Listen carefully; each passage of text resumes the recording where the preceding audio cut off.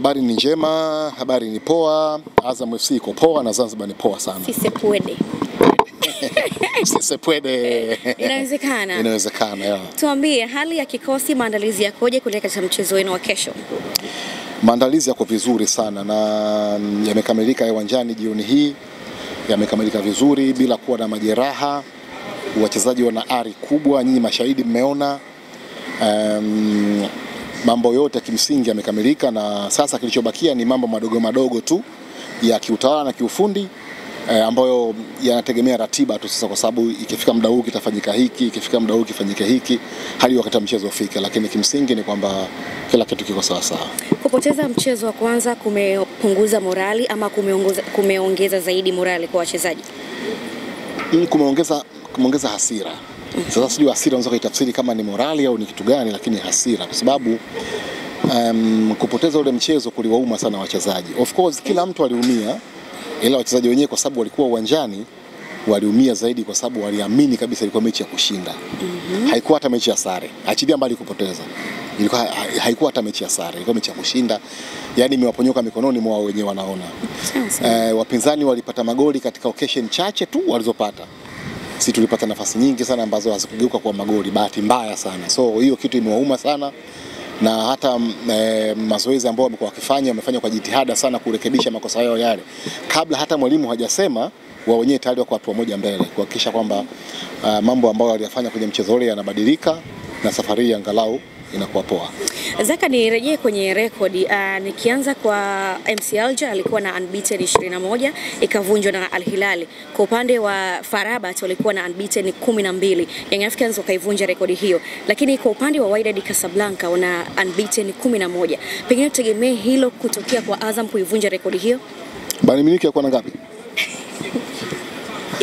Nimeisahau. Imekusahau. Nimeisahau. Okay, kimsingi haya mambo rekodi na nini wanapenda sana waandishi wa habari.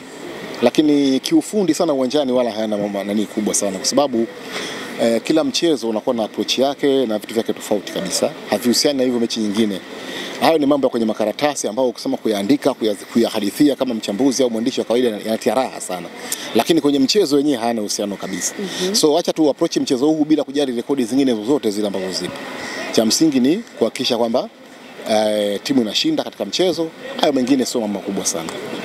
Timu mpinzani wako ana wachezaji wakubwa kweli na wenye wana uzoefu. Nikimzungumzia mchezaji kama Stefan Ziki, mmeshakutana naye mara kadhaa kwenye ligi wakati anacheza hapa Tanzania. Wachezaji wanazungumza nini kwenye mechi hii? Ukiangalia profile ya wachezaji ambao mnakwenda kukutana nao ni kubwa Zaka. Kuzungumzia mchezaji mmoja mmoja kwenye mechi wakati mwingine ni kujipotezea focus. Mazoezi yanayofanyika huwa yanafanya ule mpango wa mechi unavyoandaliwa ni kwa ajili ya timu nzima. Kwa sababu unaweza kuandaa kwa ajili ya mtu afu kama kwenye hiyo mechi hayupo. Mpango wenu wote umevurugika. Kwa hiyo of course wachezaji wanaweza kawa nimeona kwenye press conference kuna swali lilikuja kama hivyo kwa mchezaji wetu. Akalijibu. Of course anaweza kawajibu wachezaji anaowajua. Anaowafahamu huyu fulani kama ambavyo mmetaja. Aziz Ki umemtaja. Aziz Ki ni mchezaji ambaye hata akiwa anacheza Tanzania ametufunga sana sisi hapa. Alipiga hat-trick tunakumbuka. Kwa hiyo ni mchezaji mzuri, lakini kwenye ile timu wapo wengine wazuri wengi sana kwa sababu ile timu ni kubwa kuliko ya kwetu, ina uzoefu mkubwa kuliko ya kwetu. Lakini hayo yote yanabaki kwenye makaratasi. Inapokuja uwanjani sasa kila mmoja anabidi approve. Sio historia tena. Inabidi approve kwenye mechi hiyo ili kuizungumza mechi yenyewe. Kipenga kikilia tu mpira umeanza, hakuna anayejadili historia pale tena. So acha tuone kitakachotukia baada ya kipenga kupulizwa kwa ajili ya mchezo wa kesho. Mmekuja na kauli mbiu ya kusema kwamba hii inawezekana. Na kwa nini mmetumia kwenye mchezo? Maswali yaliyopita kabla hilo yana reflect hiyo. Watu wanajadili wachezaji, sijui Mamelodi na nini, wale Wydad wana historia kubwa, wamefanya hivi. So hayo yote hayo ukiyazingatia unaweza kudhani kama huu mchezo basi umeshaisha. Lakini inawezekana tukashinda. So ndio maana tumetoka na hiyo slogan, kauli mbiu kuhakikisha kwamba kwanza kuwatia moyo wa mashabiki wetu wasishanganywe sana na hizi vitu zinazoongelewa kwenye media, kwa sababu hiyo inaongelewa ni wakati wake wa kuongelewa. Sisi kauli mbiu yetu inalenga mchezo wenyewe.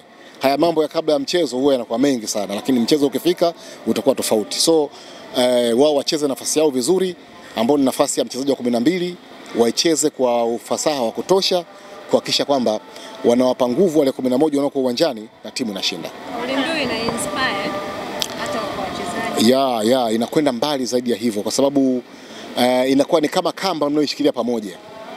Mnajua mkishika kamba pamoja alafu mnasema kwenye mchezo wa kuvuta kamba tag of war, kama ushacheza ule mchezo 1 2 3 mnavuta wote, unafahamu ile kamba ikikatwa kila mtu akiwa na kipande chake hamwezi kukusanya nguvu ya pamoja. Lakini mkishika kamba pamoja mkavuta mnakuwa na nguvu ya pamoja, si ile ndio slogan kazi yake ile. So inatengeneza umoja katika kufikia jambo lenu. Sema labda mchukua kama mnaanza na faida mchukua kwa mleta na kuanza wakina nani hao kama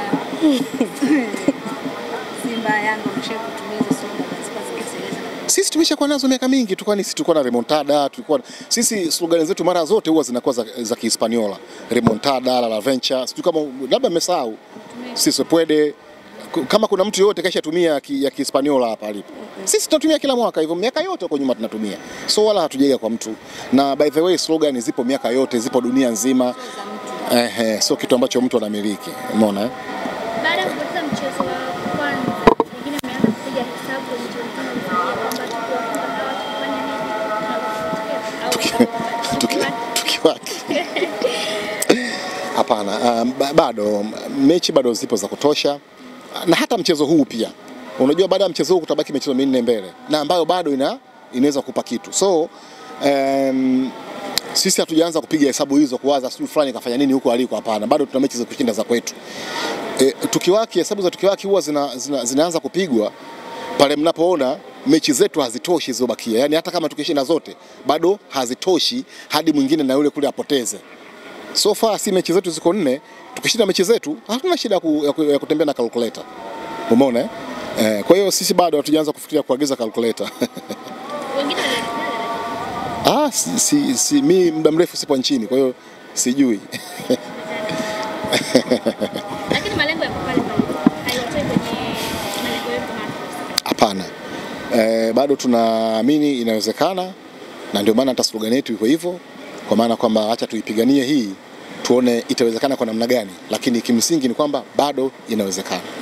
Ni mechi hii au itaendelea? Hii slogan kwa ajili ya mechi hii, tutakuja zingine kama na Kispaniola kina maneno mengi sana. Natamani mimi hata ningekuwa na slogan 5 kwenye mechi hii. Asanteni sana jamani.